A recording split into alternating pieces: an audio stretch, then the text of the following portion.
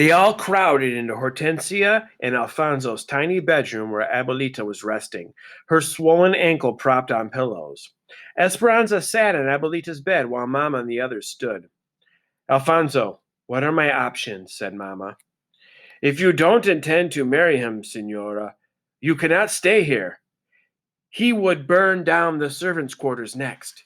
There will be no income because there are no grapes. You would have to depend on the charity of others, and they would be afraid to help you. You could move to some other part of Mexico, but in poverty. Luis's influence is far reaching. The room was quiet. Mama looked out the window and tapped her fingers on the wooden sill. Hortensia went to Mama's side and touched her arm. You should know that we have decided to go to the United States. Alfonso's brother has been writing to us about the big farm in California where he works now. He can arrange jobs and a cabin for us, too. We are sending the letter tomorrow. Mama turned and looked at Abuelita. With no word spoken, Abuelita nodded.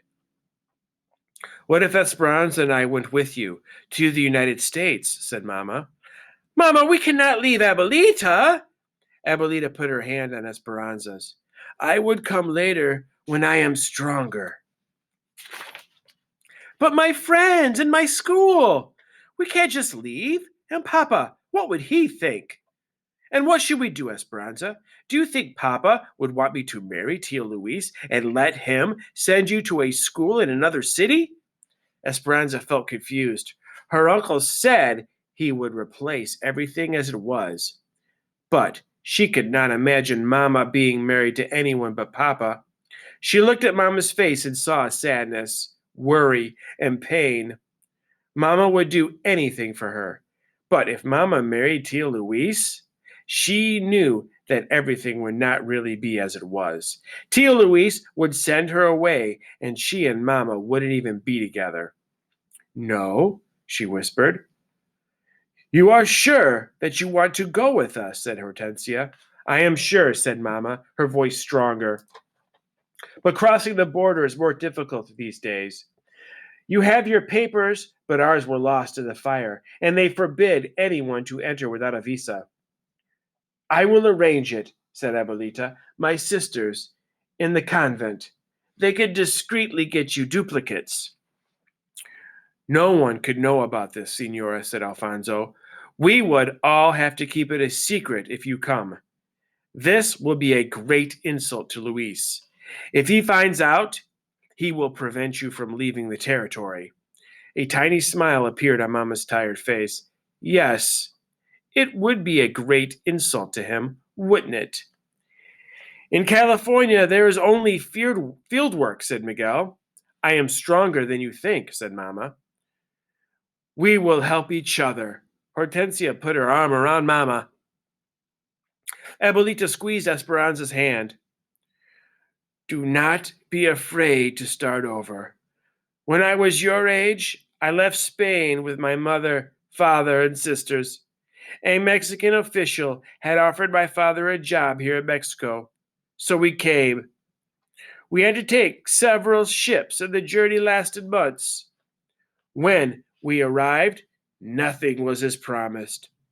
There were many hard times, but life was also exciting, and we had each other.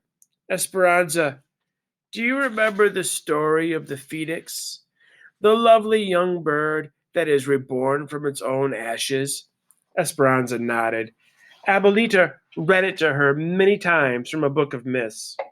We are like the phoenix, said Abuelita, rising again with a new life ahead of us. When she realized she was crying, Esperanza wiped her eyes with her shawl. Yes, she thought, they could have a home in California, a beautiful home. Alfonso and Hortensia and Miguel could take care of them, and they'd be rid of the uncles. And Abuelita would soon join them, as soon as she was well. Still sniffling and caught up in their affection and strength, Esperanza said, And I could work too. They all looked at her, and for the first time since Papa died, everyone laughed. The next day, Abuelita's sisters came for her in a wagon. The nuns, dressed in their black and white habits, gently lifted Abuelita into the back. They pulled a blanket under her chin, and Esperanza went to her and held her hand. She remembered the night that Alfonso and Miguel brought Papa home in the wagon. How long ago was that? She knew that it had only been a few weeks, but it seemed like many lifetimes ago. Esperanza tenderly hugged and kissed Abuelita. My nieta, we won't be able to communicate. The mail is unpredictable, and I'm sure your uncles will be watching my correspondence. But I will come. Of that you can be certain. While you are waiting, finish this for me. She handed Esperanza the bundle of crocheting. Look at the zigzag of the blanket, mountains and valleys. Right now, you are in the bottom of the valley, and your problems loom big around you. But soon, you will be at the top of a mountain again. After you have lived many mountains and valleys, we will be together. Through her tears, Esperanza said, Please get well. Please come to us. I promise. And you promise to take care of Mama for me. Next, it was Mama's turn. Esperanza could not watch. She buried her head in Hortensia's shoulder until she heard the wagon pulling away. Then she went to Mama and put her arms around her. They watched the wagon disappear down the path until it was a speck in the distance, until even the dust was gone.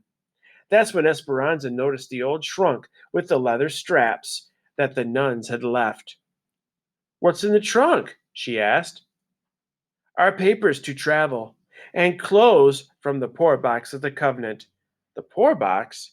People donate them, said Mamma, for others who cannot afford to buy their own. Mamma, at a time like this, must we worry about some poor family who needs clothes?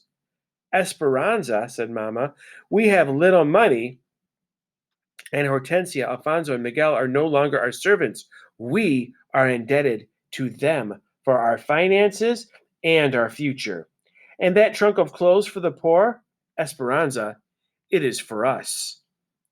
Senor Rodriguez was the only person they could trust. He came after dark for secret meetings, always carrying a basket of figs for the grieving family to disguise his real reason for visiting. Esperanza fell asleep each night on a blanket on the floor, listening to the adults' hushed voices and mysterious plans, and smelling the plentiful piles of white figs that she knew would never be eaten. At the end of the week, Esperanza was sitting on the small step to Hortensia and Alfonso's cabin when Tia Luis rode up. He remained on his horse and sent Alfonso to bring Mama. In a few moments, Mama walked toward them, drying her hands on her apron. She held her head high and looked beautiful, even dressed in the old clothes from the poor box. Luis, I have considered your proposal, and in the interest of the servants and Esperanza, I will marry you in due time. But you must begin replanting and rebuilding immediately, as the servants need their jobs. Esperanza was quiet and stared at the dirt, hiding the smirk on her face. Tio Luis could not contain his grin. He sat up straighter. I knew you would come to your senses, Ramona. I will announce the engagement at once. Mama nodded, almost bowing. One more thing, she said. We will need a wagon to visit Abuelita. She is at the convent in Purisma. I must see to her every few weeks. I will send one over this afternoon, said Tia Louise, smiling. A new one. And those clothes, Ramona, they are not fitting for a woman of your stature, and Esperanza looks like a waif. I will send a dressmaker next week with new fabrics.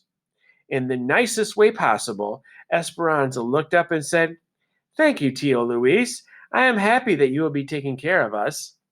Yes, of course, he said, not even glancing at her. Esperanza smiled at him anyway, because she knew she would never spend a night in the same house with him, and he would never be her stepfather. She almost wished she would be able to see his face when he realized that they had escaped. He wouldn't be grinning like a proud rooster then. Are they going to make the escape?